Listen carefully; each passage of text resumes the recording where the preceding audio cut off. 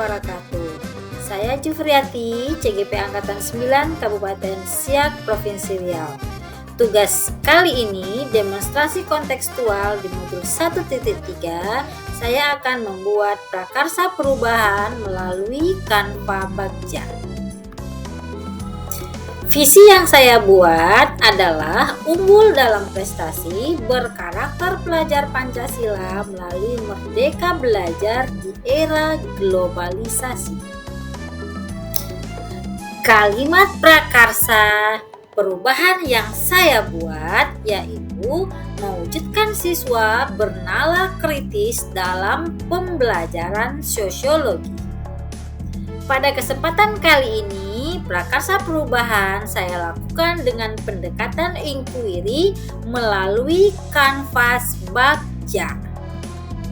Tahapan pertama Bagja adalah buat pertanyaan utama atau define. Di sini saya membuat pertanyaan, bagaimana menumbuhkan semangat belajar siswa agar berpikir kritis dalam pembelajaran sosiologi?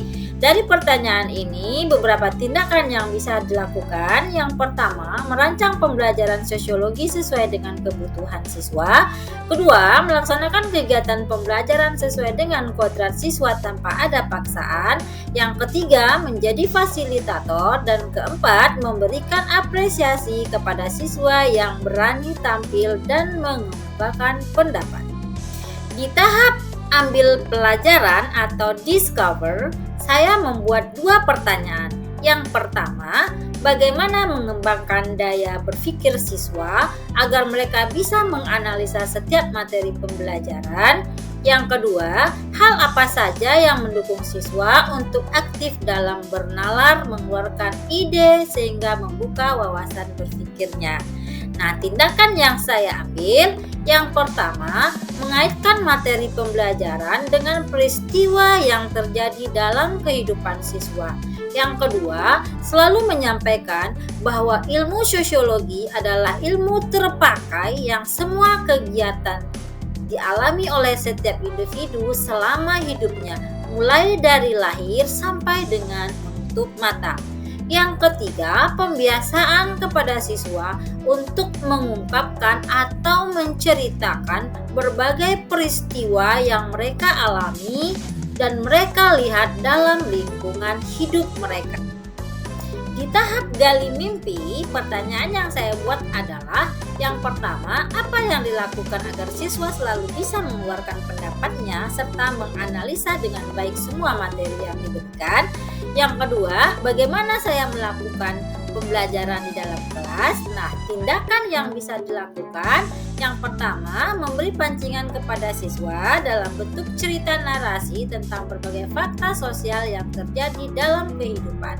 Yang kedua, memberikan kesempatan kepada setiap siswa untuk bercerita secara bergantian tentang fakta yang mereka temukan. Kemudian yang ketiga, selalu mengapresiasi setiap narasi siswa, tidak mematahkan semangat siswa, berperan meluruskan atau menambah fakta-fakta positif yang bisa dimengerti oleh siswa. Kemudian yang keempat, menggunakan bahasa atau perkataan yang mudah dipahami. Yang kelima, membuat setiap siswa senang dengan tidak mengeluarkan perkataan negatif dalam setiap pembelajaran yang berlangsung. Dan yang keenam, menyemangati siswa dengan berkata, semua kita pasti bisa. Yakin bahwa kita semua pasti bisa. Pada tahap jabarkan rencana atau desain, pertanyaan saya adalah, bagaimana bentuk pembelajaran yang dilakukan? Nah, tindakan yang bisa kita lakukan, yang pertama, langkah awal itu dimulai dengan melakukan observasi terhadap kebutuhan siswa dengan cara memberikan angket atau mengajak siswa membuat narasi keinginannya dalam proses pembelajaran. Kemudian yang kedua, membuat model pembelajaran sesuai dengan hasil observasi, menggunakan media bervariatif.